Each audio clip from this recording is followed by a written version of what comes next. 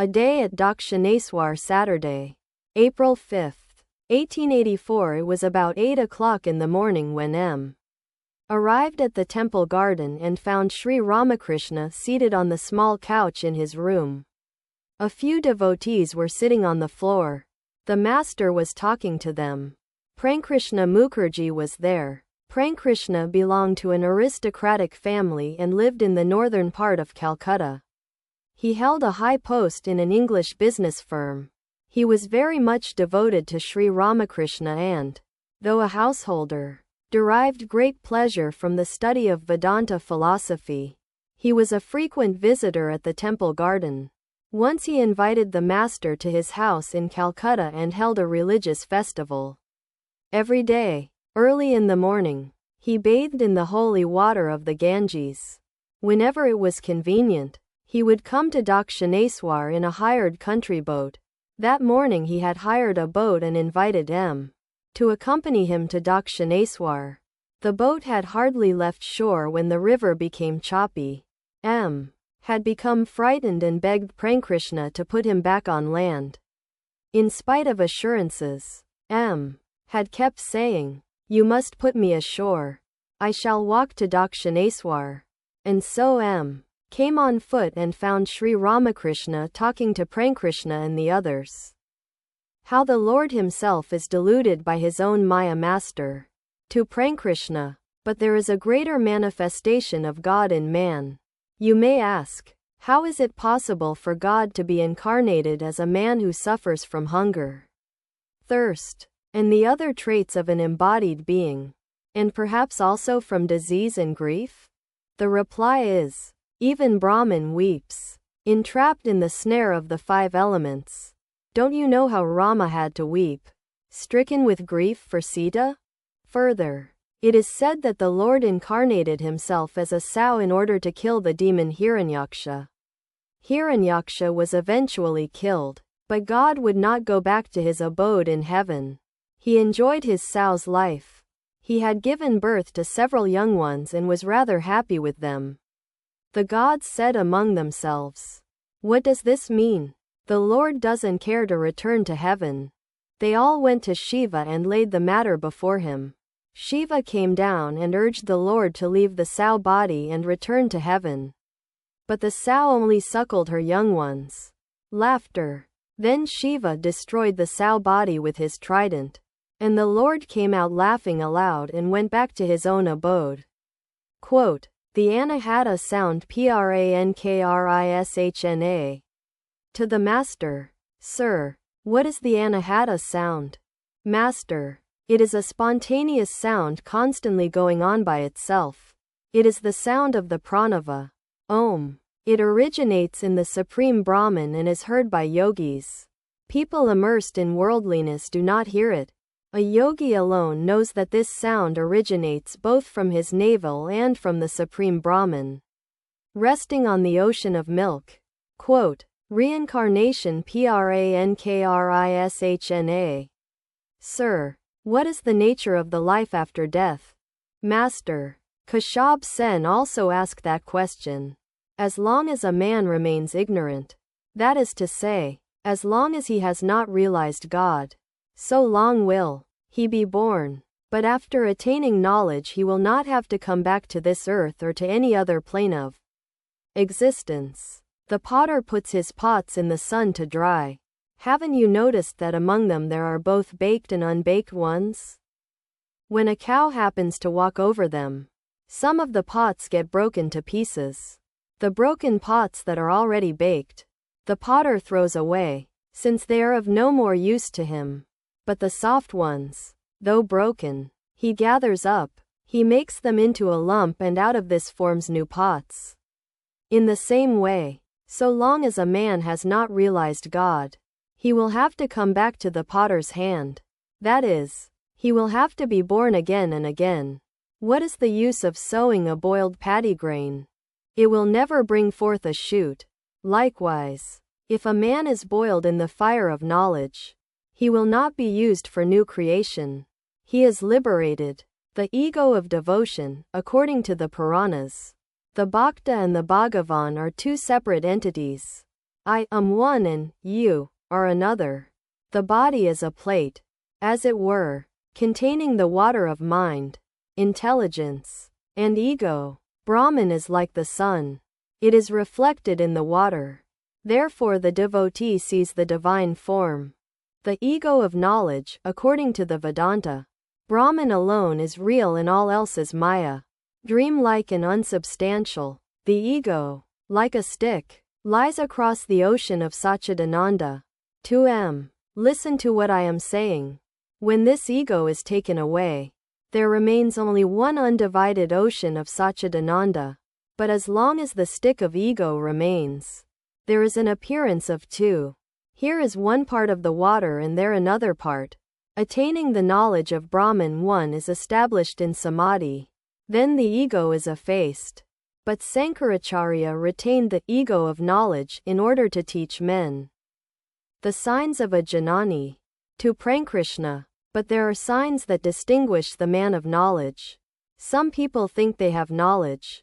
What are the characteristics of knowledge? A Janani cannot injure anybody. He becomes like a child. If a steel sword touches the philosopher's stone, it is transformed into gold. Gold can never cut. It may seem from the outside that a Janani also has anger or egotism. But in reality he has no such thing. The ego of a Janani, from a distance a burnt string lying on the ground may look like a real one. But if you come near and blow at it, it disappears altogether. The anger and egotism of a Janani are mere appearances. They are not real. A child has no attachment. He makes a playhouse. And if anyone touches it, he will jump about and cry. The next moment he himself will break it. This moment he may be very attached to his cloth. He says, "My daddy has given it to me. I won't part with it." But the next moment you can cajole him away from it with a toy. He will go away with you, leaving the cloth behind. These are the characteristics of a Janani. Perhaps he has many luxuries at home: couch, chairs, paintings, and equipage. But any day he may leave all these and go off to Benares. Janani looks on the world as illusory. According to Vedanta, the waking state, 2. is unreal. Once a woodcutter lay dreaming. When someone woke him up, greatly annoyed, he said, "Why have you disturbed my sleep? I was dreaming that I was a king and the father of 7 children. The princes were becoming well versed in letters and military arts. I was secure on my throne and ruled over my subjects. Why have you demolished my world of joy?" "But that was a mere dream," said the other man. "Why should that bother you?" "Fool," said the woodcutter, "you don't understand. My becoming a king in the dream was just as real as is my being a woodcutter. If being a woodcutter is real, then being a king in a dream is real also." Quote, "The state of a Vijnani Prankrishna always talked about jnana. Was this why the master described the state of the Janani? Now he proceeded to describe the state of the Vijnani. Master, jnana is the realization of self through the process of neti. Neti, not this, not this. One goes into samadhi through this process of elimination and realizes the Atman. But Vijnana means knowledge with a greater fullness. Some have heard of milk. Some have seen milk. And some have drunk milk. He who has merely heard of it is ignorant. He who has seen it is a Janani. But he who has drunk it has Vijnana. That is to say, a fuller knowledge of it. After having the vision of God, one talks to him as if he were an intimate relative. That is Vijnana. First of all you must discriminate, following the method of neti. Neti. He is not the 5 elements, nor the sense organs, nor the mind, nor the intelligence, nor the ego. He is beyond all these cosmic principles. You want to climb to the roof. Then you must eliminate and leave behind all the steps one by one. The steps are by no means the roof. But after reaching the roof you find that the steps are made of the same materials: brick, lime, and brick dust as the roof.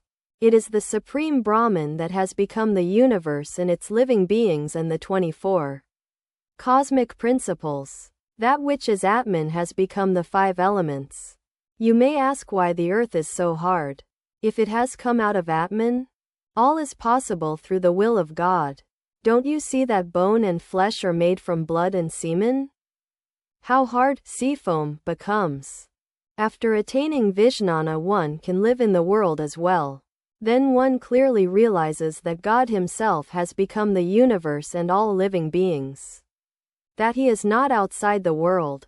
To Prankrishna, the fact is that one must have the spiritual eye. You will develop that eye as soon as your mind becomes pure. Take for instance the Kumari Puja. I worshipped a virgin. The girl, to be sure, had all her human imperfections. Still I regarded her as the Divine Mother herself. On one side is the wife and on the other the son. Love is bestowed on both, but in different ways. Therefore it comes to this, that everything depends upon the mind. The pure mind acquires a new attitude. Through that mind one sees God in this world. Therefore one needs spiritual discipline. Yes, spiritual discipline is necessary. You should know that a man becomes easily attached to a woman. A woman naturally loves a man. And a man also naturally loves a woman. Therefore both fall speedily from their spiritual ideal. But it also must be said that there is a great advantage in leading the life of a householder. In case of urgent necessity a man may live with his wife. Smiling. Well, why are you smiling? Quote, to himself. The master makes this much allowance for householders since they cannot renounce everything. Is complete and absolute continence impossible for a householder? The Hatha yogi who had been living in the Panchavati entered the room. He was in the habit of taking milk and opium. He did not eat rice or other food and had no money to buy the milk and opium. The master had talked with him in the Panchavati. The Hatha yogi had told Rakal to ask the master to make some provision for him. And Sri Ramakrishna had promised to speak about it to the visitors from Calcutta. Hatha yogi. To the master. What did you say to Rakal about me? Master. I said that I would ask some rich visitors to help you. But, to Prankrishna, you, perhaps, do not like these yogis? Prankrishna remained silent. The Hatha yogi left the room and the conversation went on. Master's adherence to truth. Master. To Prankrishna and the others. If a man leads a householder's life he must have unflagging devotion to truth. God can be realized through truth alone.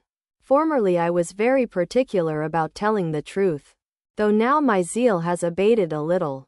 If I said, I shall bathe, then I would get into the water of the Ganges, recite the mantra, and sprinkle a little water over my head. But still there would remain some doubt in me as to whether my bath was complete. Once I went to Ram's house in Calcutta. I happened to say, I shall not take any luchi. When I sat down for the meal I felt hungry. But I had said I would not eat the luchi. So I had to fill my stomach with sweets. All laugh. But my zeal for truthfulness has abated a little now. Once I said I would go to the pine grove. But then I felt I had no particular urge to go. What was to be done? I asked Ram about it. He said I didn't have to go. Then I reasoned to myself. Well, everyone is Narayana. So Ram, too, is Narayana. Why shouldn't I listen to him? The elephant is Narayana no doubt. But the Mahiu is Narayana too. Since the Mahiu asked me not to go near the elephant, then why shouldn't I obey him? Through reasoning like this my zeal for truthfulness is slightly less strong now than before. I find a change coming over me. Years ago Vaishnavcharan said to me, one attains perfect knowledge when one sees God in man. Now I see that it is God alone who is moving about in various forms. As a holy man, as a cheat, as a villain. Therefore I say, Narayana in the guise of the sadhu. Narayana in the guise of the cheat. Narayana in the guise of the villain. Narayana in the guise of the lecher. Now my problem is how I can feed all of you. I want to feed everyone. So I keep one at a time with me and feed him. Prankrishna, looking at M. and smiling. A fine man, indeed. To the master. He would not let us go till we put him ashore. Master, smiling. Why? What happened? Prankrishna. He was in our boat. Seeing that the river was slightly rough, he insisted on being put ashore. To M. How did you come? Quote, smiling. On foot. Sri Ramakrishna laughed. Prankrishna. To the master. Sir, I am thinking now of giving up my work. One who is involved in activity cannot accomplish anything. Pointing to his companion. I am training him to do my work. After I resign, he will relieve me. Work has become intolerable. Master. Yes. Work is very troublesome. It is now good for you to meditate on God for a few days in solitude. No doubt you say that you would like to give up your work. Captain said the same thing. Worldly people talk that way. But they don't succeed in carrying out their intention. There are many pundits who speak words of wisdom. But they merely talk. They don't live up to them. They are like vultures, which soar very high but keep their gaze fixed on the charnel pit. What I mean is that these pundits are attached to the world. To woman and gold. If I hear that pundits are practicing discrimination and dispassion, then I fear them. Otherwise I look upon them as mere goats and dogs. Prankrishna saluted the master and took his leave. He said to M. Will you come with us? Number. Sir, catch me going with you again. Goodbye. Prankrishna laughed and said, I see you won't come in the boat. M. Took a little stroll near the Panchavati and bathed in the river. Then he went to the temples of Radhakanta and Kali and prostrated himself before the images. He said to himself, I have heard that God has no form. Then why do I bow before these images? Is it because Sri Ramakrishna believes in gods and goddesses with form? I don't know anything about God. Nor do I understand him. The master believes in images. Then why shouldn't I too? Who am so insignificant a creature? Accept them? Looked at the image of Kali. He saw that the Divine Mother holds in her two left hands a man's severed head and a sword. With her two right hands she offers boons and reassurance to her devotees. In one aspect she is terrible, and in another she is the ever-affectionate mother of her devotees. The two ideals are harmonized in her. She is compassionate and affectionate to her devotees. To those who are submissive and helpless. It is also true that she is terrible. The consort of death. She alone knows why she assumes two aspects at the same time. Remembered this interpretation of Kali given by the master. He said to himself, I have heard that Kashyap accepted Kali in Sri Ramakrishna's presence. Is this, as Kashyap used to say, the goddess, all spirit and consciousness, manifesting herself through a clay image? M. Returned to the master's room and sat on the floor. Sri Ramakrishna offered him some fruit and sweets to eat. On account of trouble in the family, M. had recently rented a house in another section of Calcutta near his school. His father and brothers continuing to live in the ancestral home. But Sri Ramakrishna wanted him to return to his own home, since a joint family affords many advantages to one leading a religious life. Once or twice the master had spoken to M. to this effect, but unfortunately he had not yet returned to his family. Sri Ramakrishna referred to the matter again. Master, tell me that you are going to your ancestral home. I can never persuade myself to enter that place. Master, why? Your father is making over the whole house. I have suffered too much there. I can by no means make up my mind to go there. Master, whom do you fear? All of them. Master, seriously, isn't that like your being afraid to get into the boat? The midday worship and the offering of food in the temples were over.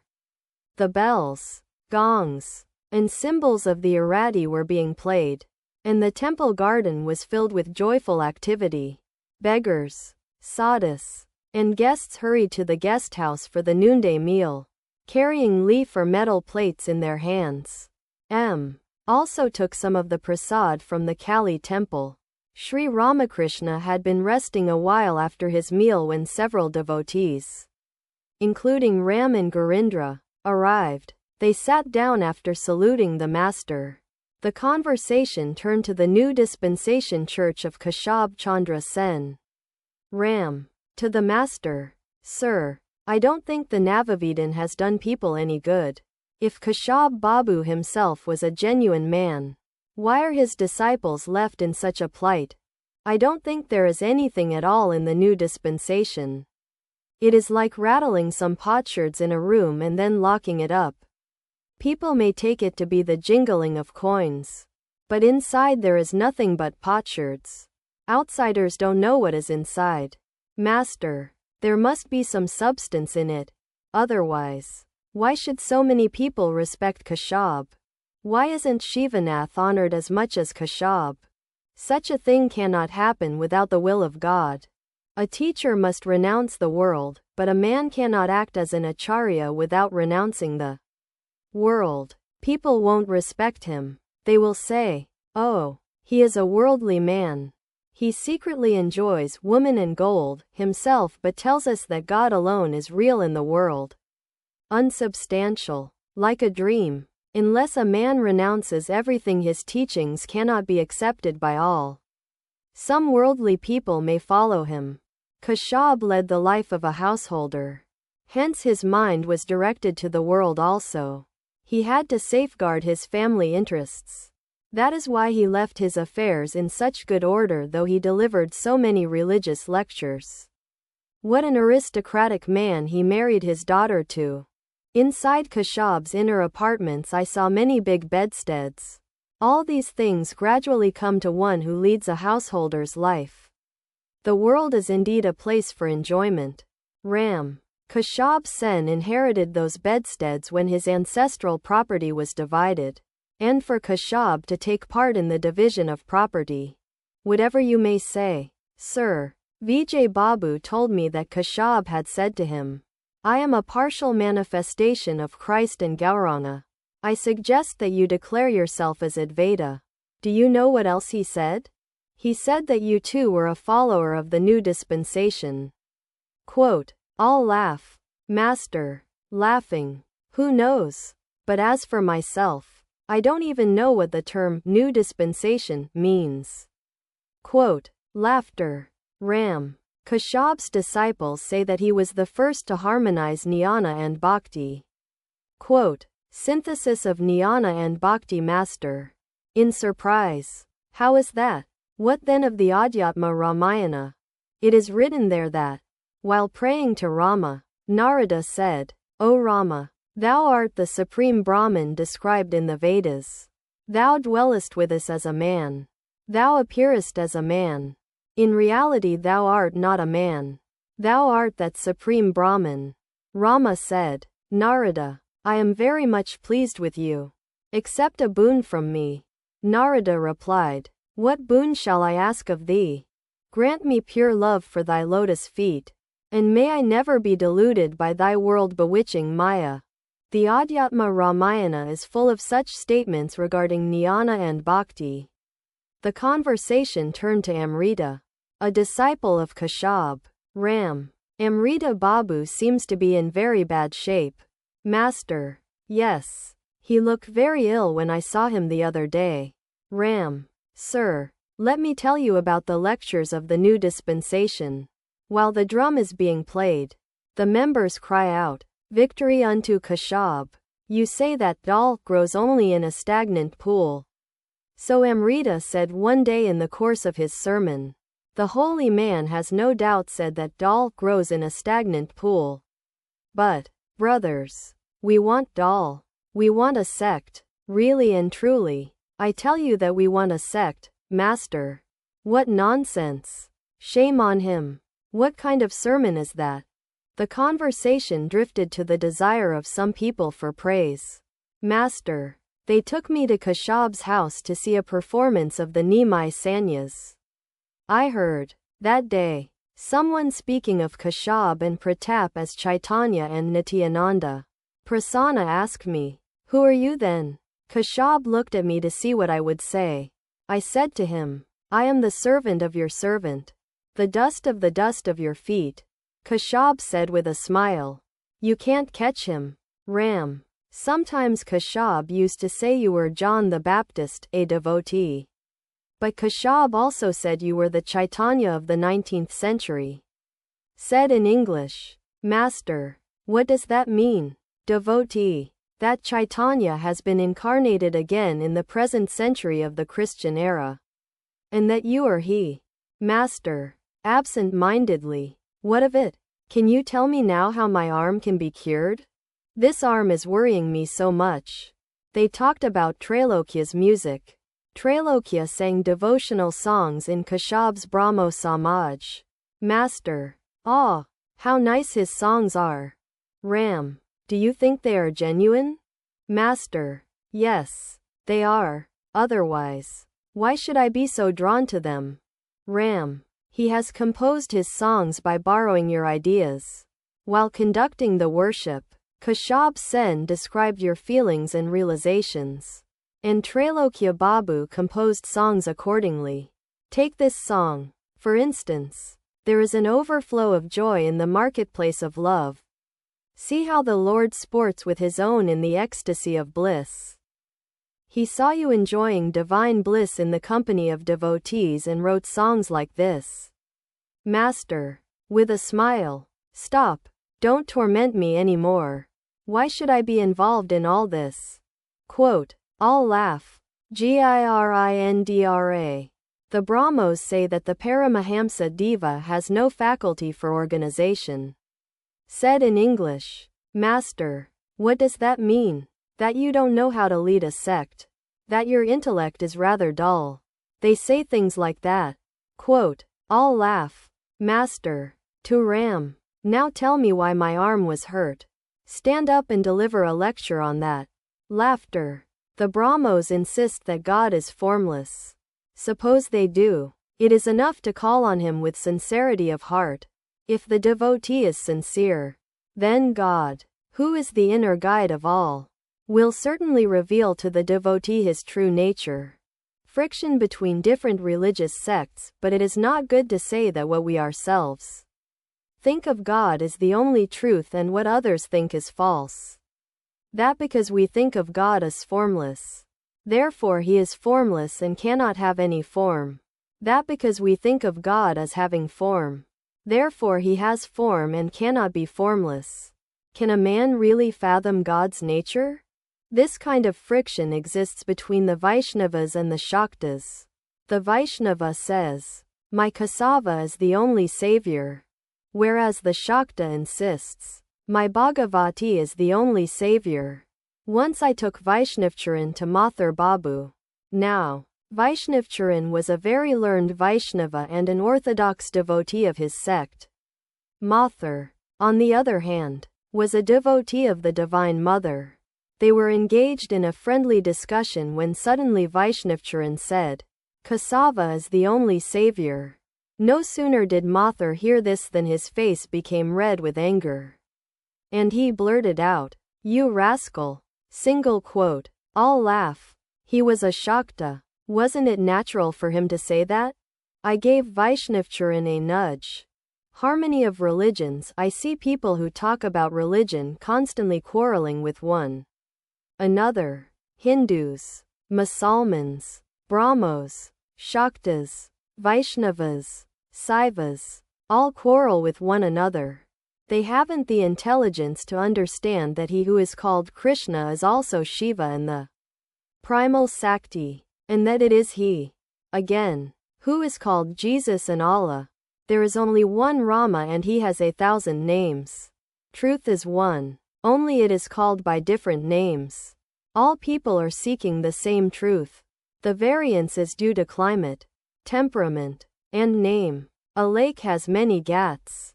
From one ghat the Hindus take water in jars and call it jal. From another ghat the Musalmans take water in leather bags and call it pani. From a third, the Christians take the same thing and call it water. All laugh. Suppose someone says that the thing is not jal, but pani. Or that it is not pani, but water. Or that it is not water, but jal. It would indeed be ridiculous. But this very thing is at the root of the friction among sects. Their misunderstandings and quarrels. This is why people injure and kill one another. And shed blood. In the name of religion. But this is not good. Everyone is going toward God. They will all realize Him if they have sincerity and longing of heart. 2m. This is for you. All scriptures, the Vedas, the Puranas, the Tantras seek Him alone and no one else. Only that one Satchidananda. That which is called Satchidananda Brahman in the Vedas is called Satchidananda Shiva in the Tantra. Again, it is He alone who is called Satchidananda Krishna in the Puranas. The master was told that now and then Ram cooked his own food at home. Master. 2m. Do you too cook your own meals? M. No, sir. Master. You may try it. With your meals, take a little clarified butter made from cow's milk. That will purify your body and mind. A long conversation ensued about Ram's household affairs. Ram's father was a devout Vaishnava and worshipped Krishna daily at home. He had married a second time when Ram was quite young. Both the father and the stepmother lived with Ram at Ram's house. But Ram was never happy with his stepmother. And this sometimes created a misunderstanding between himself and his father. They were talking about this when Ram said, "My father has gone to the dogs." Master. To the devotees. Did you hear that? The father has gone to the dogs and the son is all right. Ram. There is no peace when my stepmother comes home. There is always some trouble or other. Our family is about to break up. So I say, let her live with her father. Gurindra. To Ram. Why don't you two keep your wife at her father's home? Quote. Laughter. Master. Smiling. Are husband and wife like earthen pots or jars? That you may keep the pot in one place and the lid in another? Shiva in one place and Sakti in another? Ram. Sir. We are quite happy. But when she comes, the family is broken up. If such is the case, our duties to father and mother, master. Then build them a separate home. That will be a different thing. You will defray their monthly expenses. How worthy of worship one's parents are. Rakal asked me if he could take the food left on his father's plate. What do you mean? I said. What have you become that you cannot? But it is also true that good people won't give anyone, even a dog, the food from their plates. Gurindra. Sir. Suppose one's parents are guilty of a terrible crime. A heinous sin? Master. What if they are? You must not renounce your mother even if she commits adultery. The woman guru of a certain family became corrupt. The members of the family said that they would like to make the son of the guru their spiritual guide. But I said, how is that? Will you accept the shoot and give up the yam? Suppose she is corrupt. Still you must regard her as your Ishta. Though my guru visits the tavern, still to me he is the holy Nityananda. Are father and mother mere trifles? No spiritual practice will bear fruit unless they are pleased. Chaitanya was intoxicated with the love of God. Still, before taking to the monastic life, for how many days did he try to persuade his mother to give him her permission to become a monk? He said to her, Mother, don't worry, I shall visit you every now and then. 2m. Reproachfully. And let me say this to you. Your father and mother brought you up. You yourself are the father of several children. Yet you have left home with your wife. You have cheated your parents. You have come away with your wife and children. And you feel you have become a holy man. Your father doesn't need any money from you. Otherwise I should have cried. Shame on you. Everybody in the room became grave and remained silent. Master. A man has certain debts to pay. His debts to the gods and rishis. And his debts to mother, father, and wife. He cannot achieve anything without paying the debt he owes to his parents. A man is indebted to his wife as well. Harish has renounced his wife and is living here. If he had left her unprovided for, then I should have called him an abominable wretch. After attaining knowledge, you will regard that very wife as the manifestation of the Divine Mother herself. It is written in the Kandi, the goddess dwells in all beings as the mother. It is she who has become your mother. All the women you see are only she, the Divine Mother. That is why I cannot rebuke even Brind, the maidservant. There are people who spout verses from the scriptures and talk big, but in their conduct they are quite different.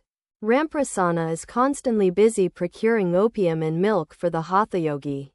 He says that Manu enjoins it upon man to serve the sadhu. But his old mother hasn't enough to eat. She walks to the market to buy her own groceries. It makes me very angry.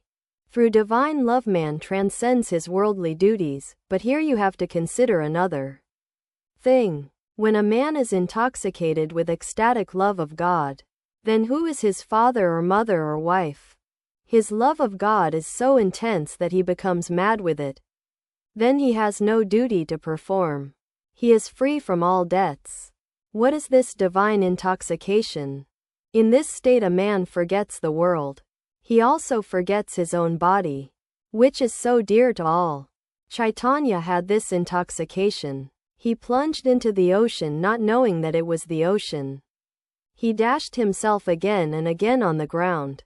He was not aware of hunger, of thirst, or of sleep. He was not at all conscious of any such thing as his body.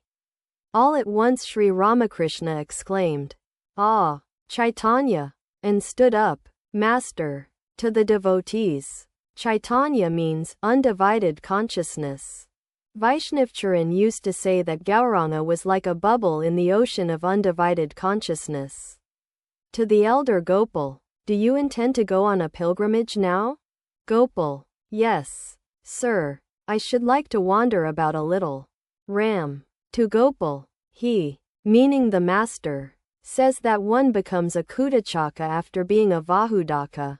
The sadhu that visits many holy places is called a Vahudaka. He whose craving for travel has been satiated and who sits down in one place is called a Kutachaka. He also tells us a parable. Once a bird sat on the mast of a ship. When the ship sailed through the mouth of the Ganges into the black waters of the ocean, the bird failed to notice the fact. When it finally became aware of the ocean, it left the mast and flew north in search of land. But it found no limit to the water and so returned. After resting a while it flew south. There too it found no limit to the water. Panting for breath the bird returned to the mast again. After resting a while, it flew east and then west, finding no limit to the water in any direction. At last it settled down on the mast of the ship. Master, to the elder Gopal and the other devotees, as long as a man feels that God is there, he is ignorant, but he attains knowledge when he feels that God is here. A man wanted a smoke. He went to a neighbor's house to light his charcoal. It was the dead of night and the household was asleep. After he had knocked a great deal, someone came down to open the door. At sight of the man he asked, "Hello, what's the matter?" The man replied, "Can't you guess? You know how fond I am of smoking. I have come here to light my charcoal." The neighbor said, "Ha, ha, you are a fine man indeed. You took the trouble to come and do all this knocking at the door. Why, you have a lighted lantern in your hand." Single quote. All laugh. What a man seeks is very near him. Still he wanders about from place to place. Ram. Sir, I now realize why a guru asks some of his disciples to visit the 4 principal holy places of the country. Once having wandered about, the disciple discovers that it is the same here as there. Then he returns to the guru. All this wandering is only to create faith in the guru's words. After this conversation had come to an end, Sri Ramakrishna extolled Ram's virtues. Master, to the devotees, How many fine qualities Ram possesses. How many devotees he serves and looks after. To Ram, Adhar told me that you showed him great kindness. Adhar, a beloved householder devotee of the Master, had recently arranged some religious music at his house. The Master and many devotees had been present, but Adhar had forgotten to invite Ram, who was a very proud man and had complained about it to his friends. So Adhar had gone to Ram's house to express his regret for the mistake. Ram, it wasn't really Adhar's mistake. I have come to know that Rakal is to blame. Rakal was given charge, Master. You mustn't find fault with Rakal. He's a mere child. Even now you can bring out his mother's milk by squeezing his throat. Ram, sir, why should you speak that way? It was such an occasion. Master, interrupting. Adhar simply didn't remember to invite you. He is absent-minded. The other day he went with me to Jadu Malik's house. As we took our leave, I said to him, "You haven't offered anything to the goddess in the chapel, sir," he said. "I didn't know one should." To Ram, suppose he didn't invite you to his house. Why such a fuss about going to a place where the name of the Lord was sung? One may go unasked to participate in religious music. One doesn't have to be invited. Quote,